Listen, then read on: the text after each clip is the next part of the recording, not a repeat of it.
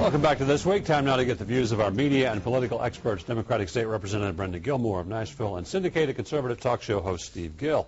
Welcome. Kind of quiet until a couple of days ago when we hear that controversy over a speech the president's going to deliver to students next week before the speech is delivered. The gist of the speech, as I understand it, is the topic to have kids know the importance of staying in school, and yet it has caused quite a controversy.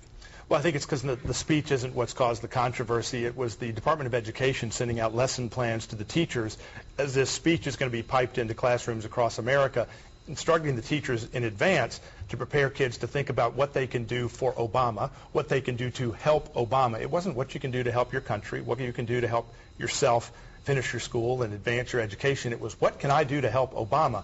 That's what caused the problem. The Education Department has now had to go back, say they didn't use the right language, and clean that out. I think that's what caused the controversy and raised the issue of, can you trust what this guy's going to say to the students when it's clearly about him, not about them. Steve's right, but that has been taken out since the controversy arose, and now we're going to see an advance copy of the script, so I guess the controversy lessened a little bit, but it still continues. Well, yes, and it absolutely makes no sense at all, because President Obama is making a speech to the students about the importance of staying in school and the importance of hard work. And what right-thinking person would not want their children to have those type of values? We had even President Bush in the past who has made a similar kind of speech to American children. And President Bush and his wife both visited Nashville, visited Tennessee, and actually attended some schools. So I'm glad that he's presenting that speech in advance. I think that that should arrest some of the fears that some of the parents would have, but all this hysterica that we're having about the speech, I just wish that it would go away and that we could focus in on what's good for all of our children instead of using our children for political pundits. Well, I hope they won't use our kids for political purposes, but that's clearly what the intent was when the Department of Education was sending out guides to teachers to how to teach the kids to do what they can for Obama. It's quite a bit different, Brenda, than when you had President Kennedy ask people what you can do for your country rather than what you can do for Kennedy. I think that's what the controversy was about.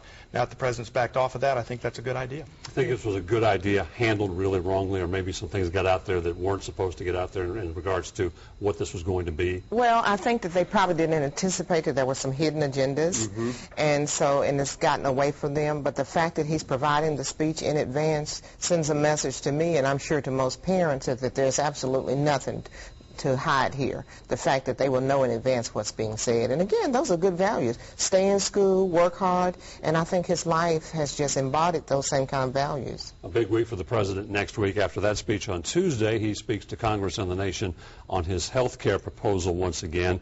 And again, they are saying in the White House that this is going to be his re-explaining what is actually going to be happening, what he is actually proposing, although we have not yet seen what those details are, and that's what the gist of the speech is supposed to be. And again, I hope that that will inform American people what this health care debate is about and how important it is to change. When we saw what happened with Secretary of State Clinton, they went behind the scenes, they made everything in secret, and then they presented it to Congress, and it just fell on deaf ears, and it was defeated. And I think this president tried to empower Congress to be a part of actually developing the components of the bill when it comes, and it just frankly has not succeeded. I think that American people and Congress expected him to be a little bit more, a little bit more leadership in showing what he wanted in that bill. Did he lose a lot of ground during the August recess, during the town hall meetings, when it was clear that there was a lot of ambiguity as to what exactly is out there? Well, I think the problem is not the ambiguity, it's what's in the bill. And what he's saying and explaining it again isn't going to change what's in the bill.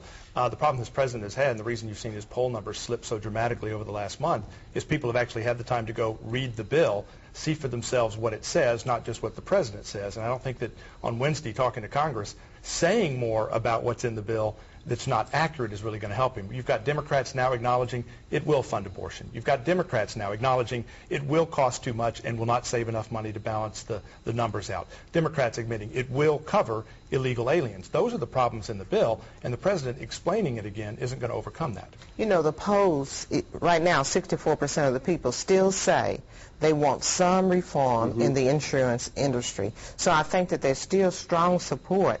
The fact is, it's such a complicated issue that it's difficult to get that message out to the public. Do you expect the president Wednesday to talk about some of those issues? Because the talk in Washington is they are going to pull the aspects that cover illegal aliens and those kinds of things that are not in support by the GOP especially. I think that things are going to get better because American people want this change. Already we're paying for people who don't have insurance. We pay $1,000 a year for people who don't have insurance, and these are the types of things that I think President Obama needs to explain to the American people. We really don't have a choice. We must have some reform. I think everybody agrees that we need some reform. The problem is that the right kind of reform that America can afford, and most importantly, that helps our health care system, not just advances a political agenda, which is what the White House has been pushing. His challenge is he's now going to pull things out of the bill that they've been telling us aren't in the bill. They're not going to be the death panels. Well, they were saying they weren't in there in the first place. How do you take them out if they weren't in? Now it's not going to cover illegals. Well, you said it didn't. How is it not going to cover abortion when you said it didn't? His credibility has been sacrificed by going out there and talking at odds with what's in the actual bill, and I hope that they will get a bill out there that, again, people can see and that Congress will read before they take any action. The president obviously wants some GOP support in this. He's having a tough time getting it. If he gets just Democratic support, is that enough? Well, I certainly wish he could get some GOP support. I think in the past he's actually reached across the aisles and tried to make those amends and bring in the Republicans. It's pretty evident the fact that one of the Republicans says that this will be his Waterloo and this will actually break him if he doesn't get this bill passed. The fact that I think that some people are using this, I think, as a political opportunity to defeat the president. And we shouldn't sacrifice the American people just to make a point with this president. Well, and you just had Bill Clinton here in town telling Brenda and her fellow Democrats, we need to pass this because it will be good for Democrats. Politics is being played, Brenda. It's being played by you guys. Here we're in the midst of another repeat of last spring. The H1N1 flu virus is back in Tennessee, back across the nation, a death here in Nashville.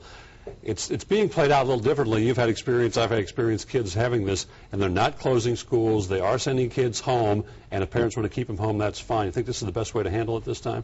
I think that it is a lot better way than when we were having 4 and 5 kids in a school get it. You're shutting school down and really causing a lot of hysteria. I think the death of the child in Nashville is going to heighten that fear. Right. We just need to kind of keep a good grip on what's actually going on. Each year, about 35,000 people die of the regular flu. They're saying this one this year, with both flu strains running through, could be as high as 60 or 90,000. Bottom line is people just need to kind of keep some common sense, wash those hands. Don't go to school or crowds when you've got the bad feeling. Common sense is what always works. I agree. I think that moms and dads, when their children are feeling bad, should keep them at home and just encourage those little ones to wash their hands as often as they can. About 30 seconds. Vanderbilt on the cutting edge of trying to find a vaccine, but it looks like it's going to be October before that happens. Is that going to be too late? I think it will be helpful to some folks. I want to make sure they don't rush anything through quick rather than right, because we're going to pay consequences if we have a lot more sick people because of bad vaccines. I think most important is just getting those tips out there to us, telling us what we can do to try to eliminate Hand it. sanitizer. That's Brenda right. Gilmore, Steve Gill. Invest heavily. Absolutely. Stay with us. This week continues in a moment.